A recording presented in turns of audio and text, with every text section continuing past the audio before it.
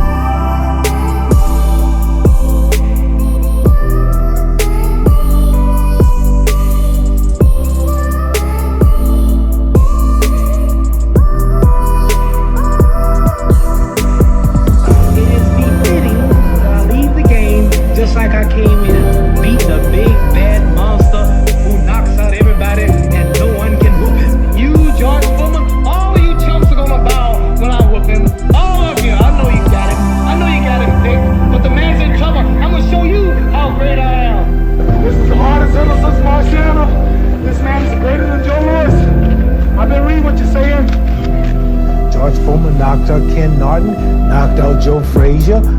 True, I didn't knock him out, but I'm so fast, I'm so hard hit, I'm so scientific. I'm a total different man from Frazier and Norton.